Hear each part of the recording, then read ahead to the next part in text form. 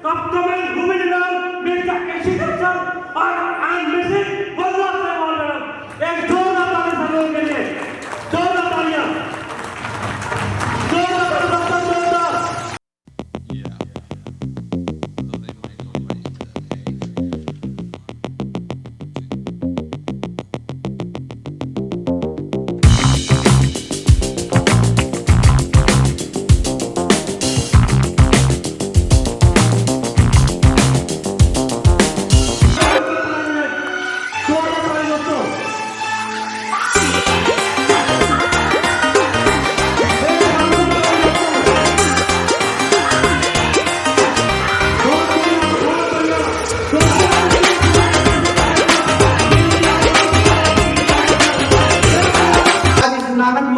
पवित्र भूमि में मैं खड़ा हूं। ये जो भूमि है ये कुर्बानी की भूमि है, ये ज्ञान की भूमि है। यहाँ नानक साहब आए, उन्होंने बड़े बड़े ऋषि मुनियों को भी यहाँ पे ज्ञान दिया है। जब मैं गुरुद्वारा साहिब घूमने गया, वो नेम प्लेट पड़ी थी, मैंने वहां पे जो जो बातें लिखी थी कि उन्होंने क्या क्या किया यहाँ पे और कितना उनको प्रताड़ित किया गया, उसके बावजूद भी लोग लास्ट में उनके सामने नतमस्तक हुए। ऐसी है क्या यहाँ की कहानी? मैं बड़ा एक्साइटेड था कि जिस नानक मत्ते भूमि पे मैं अपने व्यवसाय की शुरुआत करने जा रहा हूँ, यहाँ पे गुरु का आशीर्वाद जरूर मिलेगा। और गुरु का आशीर्वाद मिला और वो आशीर्वाद का रूप में आज दिखाई देना चाहते हैं। मुझे यकीन है कि ईश्वर हमारे साथ है, गुरु नानक देव हमारे साथ हैं, नानक मत्ता हमारे साथ है। वो दिखाई दे रहा। आज तक मैंने इस नानक मत्ते की भूमि पे कभी भी इस प्रकार का फंक्शन होते हुए नहीं देखा। साथियों, क्या आपने देखा हो तो बोली। कभी भी मैंने इस नानक मत्ते की भूमि पे किसी कंपनी के डायरेक्टर को चल कर आते हुए नहीं देखा। साथियों, कभी भी मैंने इस नानक मत्ते की भूमि पे किसी लीडर ने इतना जबरदस्त प्रोग्राम किया होगा, मैंने ये नहीं देखा। आज देखा है, ये गुरु जी का आशीर्वाद है साथियों। और यहाँ तक आए हैं, मेरा यकीन रखिए दोस्तों, मेरा विश्वास कीजिए कि होनहार बलवान के होते चिकने पांव कूद के पांव पालने में दिखते हैं। और ये दिख चुका है साथियों। आज इस मेरी स्पीच के बाद, हमारे डायरेक्टर सर की स्पीच के बाद यहाँ पे बहुत सारे रिकॉग्निशन होने वाली है। ये सब होने वाला, जब ये शुरुआत हुई है, बहुत बड़ा काम होने वाला है। जगे रहिए, अपनी अपनी बेल्ट टाइट करके रखिए। बाद में मत पछताना कि मैं किसान का किसान रह गया और मेरे बाजू वाला, मेरे दाएं वाला, मेरे बाएं वाला और मर्सिडीज में आ गया। उस दिन मत पछताना दोस्तों। उस दिन नानक मत्ते साहिब भी कुछ नहीं कर पाएंगे। उन्होंने रास्ता दिखा दिया है, कर्म आपको करना।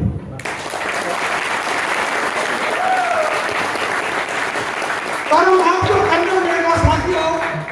मैं थोड़ा सा अपने बारे में बताता हूँ, आपको यकीन आ जाएगा कि मैं ये रूट को क्यों कर रहा हूँ, कहां से मैं आया, मैं क्या कर रहा था।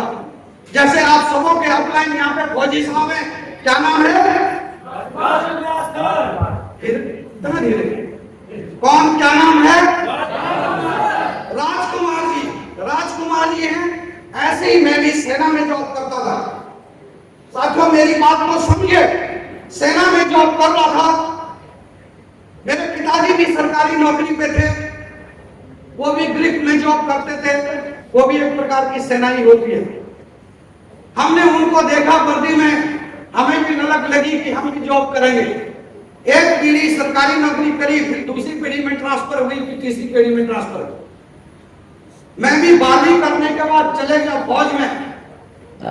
लेकिन साथियों, पीसीएम ग्रुप का स्टूडेंट था, बहुत अच्छा पढ़ाई में था।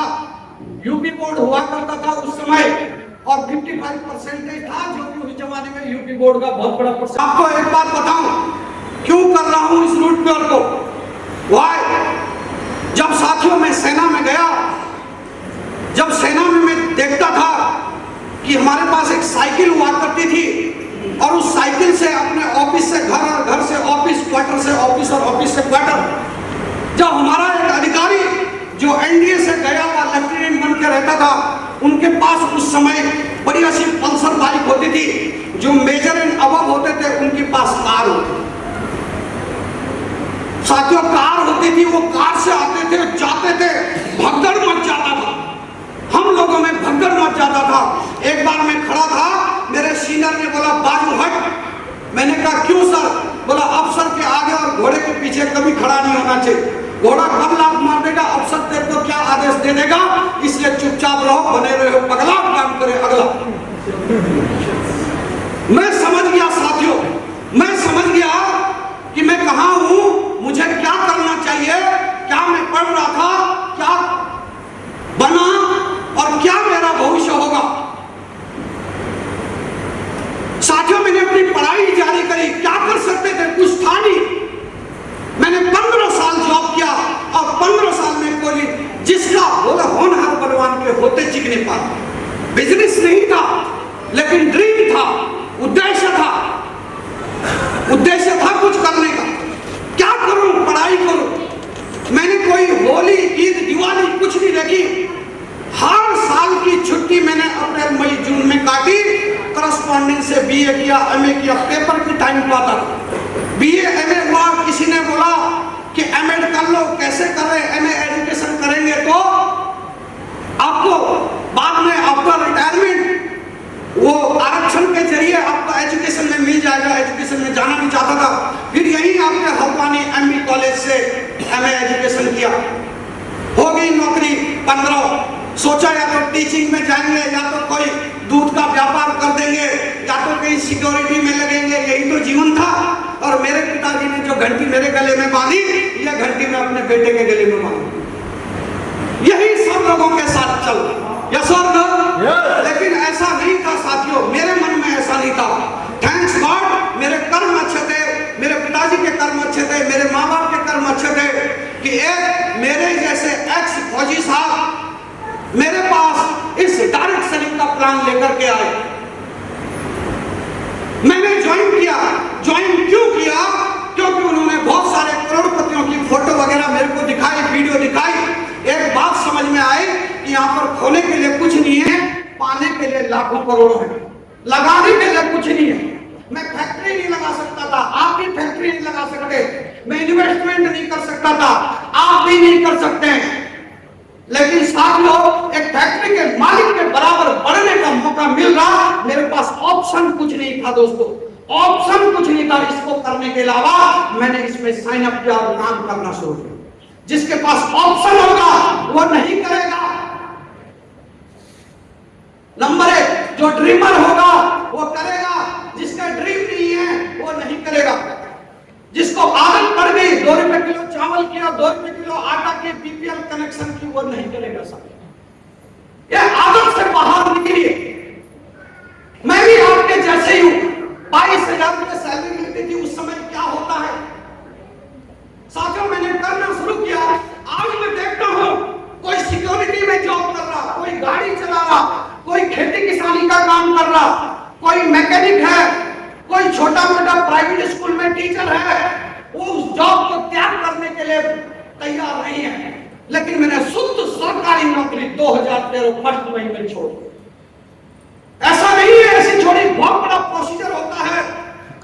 हर एक अधिकारी के पास गया, रिक्वेस्ट किया, हाथ जोड़े कि मैं कुछ करना चाहता हूं, आपका बच्चा हूं, मैं अपने जीवन में कुछ बड़ा करना चाहता हूं, मेरे को फ्री कर दीजिए।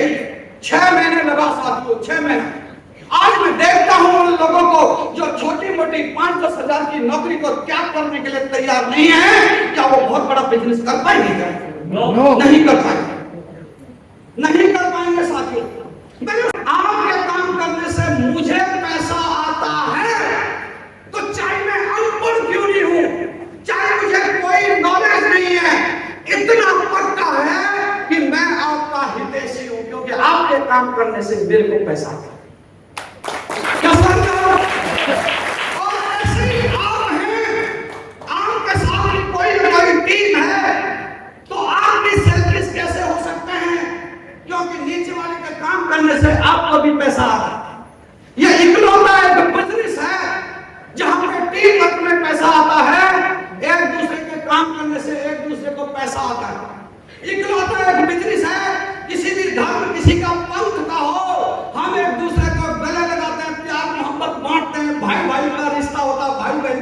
होता है। यस और नो? इकलौता ऐसा बिजनेस है कि कोई भी आदमी अगर खाली एक टूथपेस्ट भी खरीदता है, उसको बधाई की लाइन लगा देते हैं। यस और नो? क्योंकि उसके काम करने से मेरे को पैसा आता है। साथियों, इसलिए आपके पहले एलओएस में जितने भी अपलाइन हैं, आप अगर इस बिजनेस को करना चाहते हैं तो हर उस हाईवे पे, उस सड़क पे जब आप आगे बढ़ेंगे तो आपको एग्जीक्यूटिव बनना है, तो उससे पहले एक एग्जीक्यूटिव बना है, वो खड़ा है। आपको उसके चरण स्पर्श करने हैं, आपको उसको नमस्कार करना है, आपको उसको गुरु मानना है, आपको उसकी रिस्पेक्ट करनी है।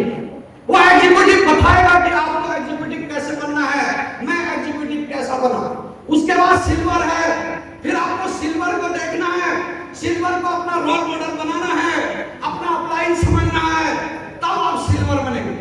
अगर आप सिल्वर बन गए तो आपने देखना है मेरी नजर इसमें कौन गोल्ड है, वो एक प्रकार का माइलस्टोन है, उस माइलस्टोन को फोकस करना है, तब आप गोल्ड बनेंगे। ऐसे चलते चलते चलते चलते हर स्टेप पे आपको हर एक अपलाइन मिलेगा, वो अपलाइन को आपने फॉलो करना है, तब आप जाएंगे। इस रास्ते में जब भी कोई सड़क गुजरती है, उस सड़क में बीच बीच में छोटे मोटे रास्ते निकलते हैं, लेकिन आपको मेढक की तरफ फुदक करके उन पतली गलियों में नहीं खिसकना सकना, इसमें किसी की गलती नहीं है। ये हाईवे बना हुआ, ये रास्ता बना हुआ, हमारे तीनों director Subodh sir, Praveen sir, Sanjay sir ने इतना बढ़िया पाथ बना के रखा हुआ, वो उस हाईवे पे निकले हैं, उस हाईवे पे निकल करके top of the direct selling पे पहुंचे हैं। अगर हम बीच की गलियों में फुदक करके इधर उधर भाग जाते हैं, उनमें सर की क्या गलती? हमें उनको देखना है, उनको पकड़ना है। इसी प्रकार जो जहां जिस लेवल पे है उससे आगे वाले को देखना है और आपको निकलना, यही एक रास्ता है, यही एक रास्ता। साथियों, नेक्स्ट पॉइंट है, बिना ट्रेनिंग के कोई भी काम नहीं होगा। हर चीज को सीखना पड़ता है, हर चीज को सीखना पड़ता है। मैडम ने क्लियर बता दिया। अगर आप इंडिपेंडेंट बिजनेस को कर रहे हैं, अगर आप आईवीओ हैं, आप दूसरे के भरोसे मत रहिए कि मेरे अपलाइन क्या ट्रेनिंग दे रहा, मेरा अपलाइन क्या सिखा रहा, मेरे अपलाइन भेजने शुरू कर रहा नहीं कर रहा। ये आपका बिजनेस है साहब, ये आपका बिजनेस है, ये आपके अपलाइन का बिजनेस नहीं है। ये बिजनेस वहां से शुरू होता है जहां आपकी आईडी लगी हुई है, जहां पर लिखा है यू।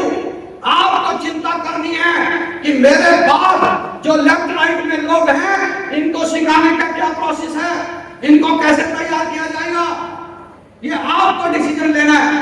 और उनको तैयार करने से पहले आपको खुद तैयार होना पड़ेगा। जब आप खुद तैयार होंगे तभी आप दूसरे को तैयार कर पाएंगे। अगर मैं आर्मी में गया हूं, अगर मुझे कोई सिविलियन ट्रेनिंग देता तो मुझे पता नहीं लगता, कोई फायर आ रहा तो मैं ऐसे देखता कहां से आ रहा। अगर मुझे फौजी बनाया तो किसी कमांडो ने बनाया, वो पहले कमांडो था, उसके बाद उसने मुझे कमांडो बनाया। अगर आपको किसी को सिखाना है, पहले आपको कमांडो बनना पड़ेगा, पहले आपको 100% यूजर बनना पड़ेगा। अगर इसमें कोई दिक्कत है कि मैं कैसे तैयारी करूं, मुझे कॉल कीजिए, मुझे बताइए, मैं आपके साथ हूं साथियों। जब तक खून का एक कतरा मेरे बदन में चल रहा होगा, तब तक आपका साथ दूंगा, तब तक आपके बीच में रहूंगा। जब तक आप करोड़पति नहीं बने, जब तक आप डायमंड नहीं बने, मैं आपको साथ हूं। कॉल तो कीजिए, बताइए तो सही कि मुझे सीखना है, मुझे आगे बढ़ना है, मुझे बनना है।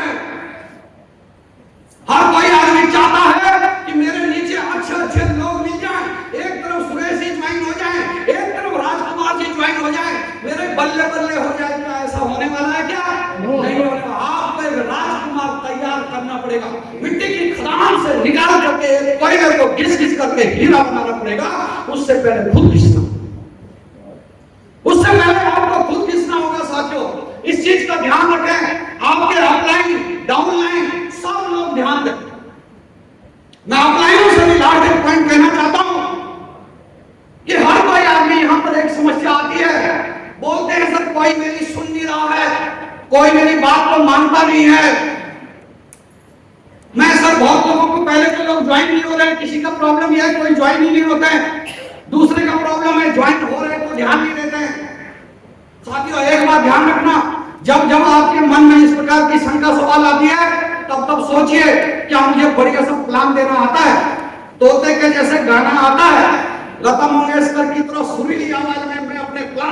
जो पढ़ा लिखा है, जिसमें टैलेंट है, जो 90% 80% ला रहा है, उसे तो बड़ी बड़ी कंपनियां ले जाएंगी नहीं ले जाएंगी? ले जाएंगी।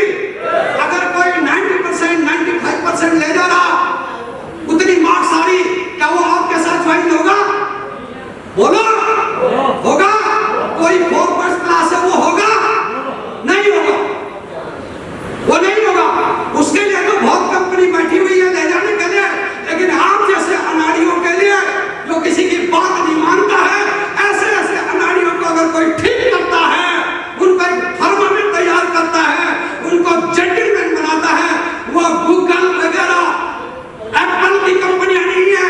अगर किसी को कोई तगड़ा बनाता है, ऐसे निठल्लों को भी कोई रास्ते पे लाता है, उनको अनुशासित करता है, वो एक ही कंपनी है, रोडगोर, और उसके डायरेक्टर है यहाँ पर सिंहासन, परवीन सिंहासन।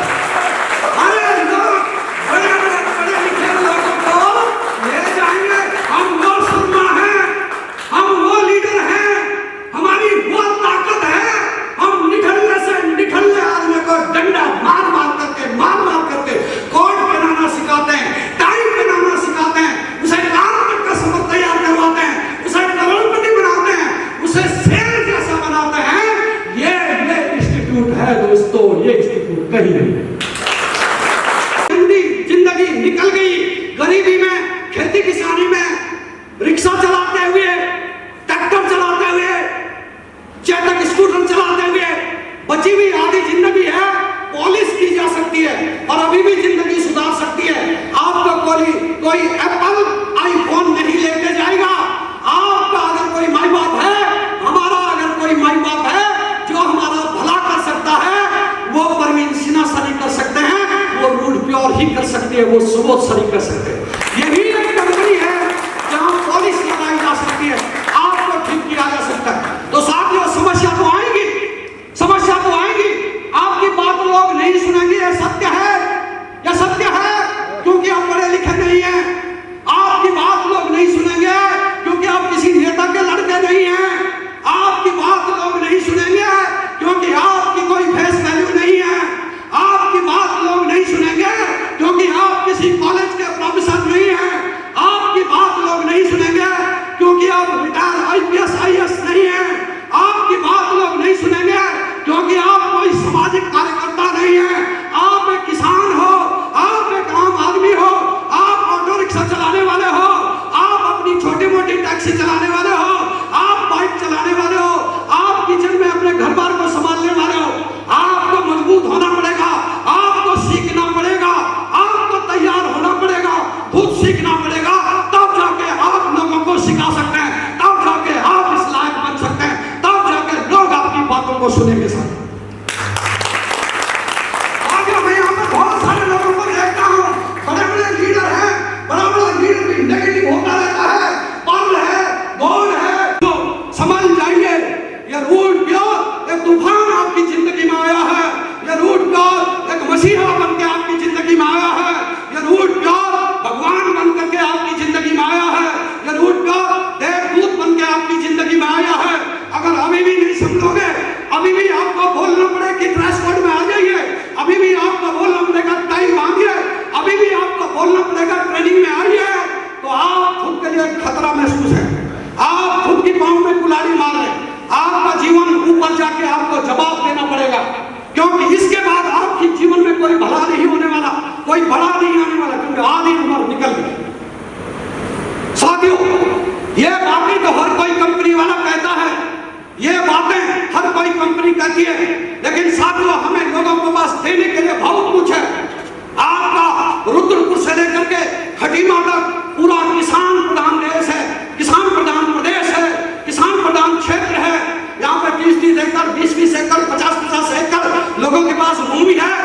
लोग अपने खेतों में जहर डाल रहे हैं, पता नहीं क्या क्या फर्टिलाइजर डाल रहे हैं।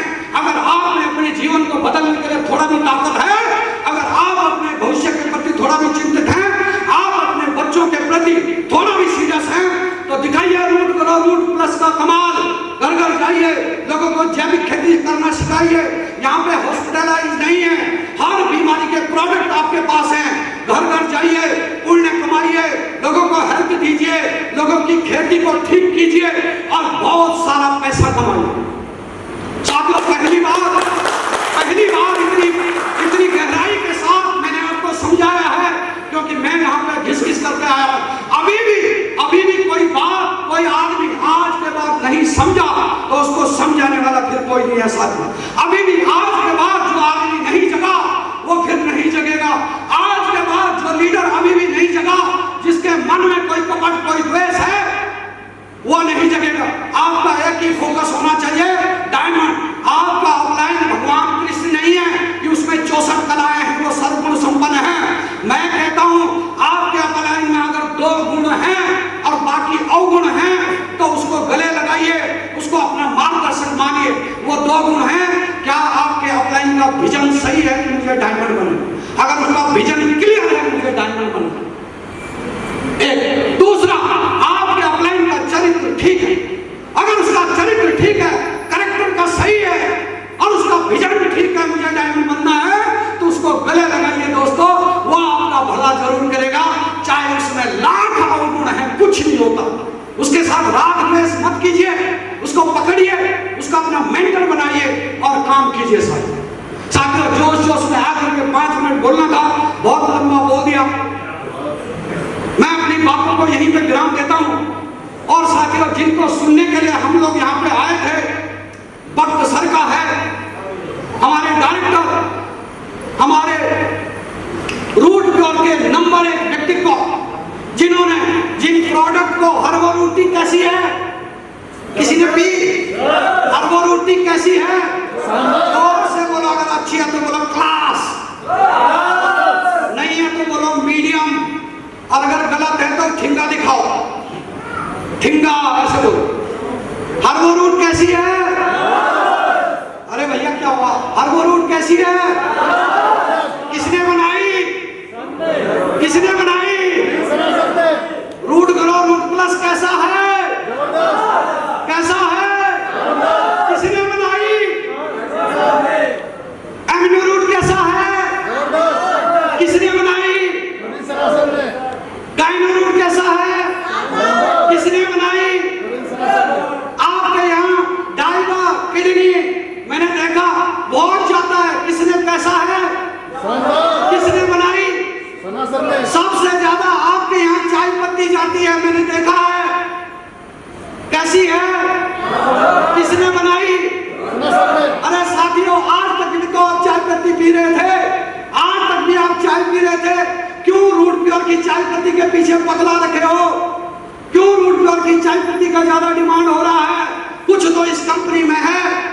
होनहार भगवान के होते चिकने पात, भटकिए मत, सुनिए, समझिए, यह रूट प्योर ही है जो जिंदगी बदल सकती है। साथियों, ऐसे डायरेक्टर, आज तक आपने किसी कंपनी के डायरेक्टर को अपने हॉल में, अपने प्रोग्राम में आते हुए देखा? नहीं देखा तो पहली बार आए हैं, आपका भविष्य बुलंद है। पहली बार कोई डायरेक्टर हमने ऐसा देखा जो इतने मधुर स्वभाव के हैं, जो ग्राउंड टू अर्थ हैं। आज इंडिया में करोड़ों लोग जिनको फॉलो करते हैं। कंपनी नई नहीं है दोस्तों, नेटवर्क बहुत पुराना है। कंपनी नई है दोस्तों, सोच बहुत पुरानी है। कंपनी नई जरूर है, तजुर्बा बहुत पुराना है। इसीलिए तो पहली एनिवर्सरी होटल रेडिएशन ब्लू में, दूसरी एनिवर्सरी ताल कटोरा स्टेडियम में, तीसरी एनिवर्सरी हिंदुस्तान के सबसे बड़े स्टेडियम में 50,000 लोगों के साथ आईजी स्टेडियम में मना रहे हैं। ये बुद्धिमत्ता, ये जोश, ये दिमाग हमारे प्रवीण सिन्हा सरकार को। आज साक्षात भगवान हमारे पास आए हैं, आज साक्षात ईश्वर हमारे साथ आए हैं। आज प्रवीण सिन्हा सर अपने आप नहीं आए साथियों, मुझे पूर्ण विश्वास है सर को यहाँ भेजने वाला और कोई नहीं, नानक मत्ता साहिब ने साथियों, नानक मत्ता साहिब ने आज प्रवीण सिन्हा सर को यहाँ बुलाया है।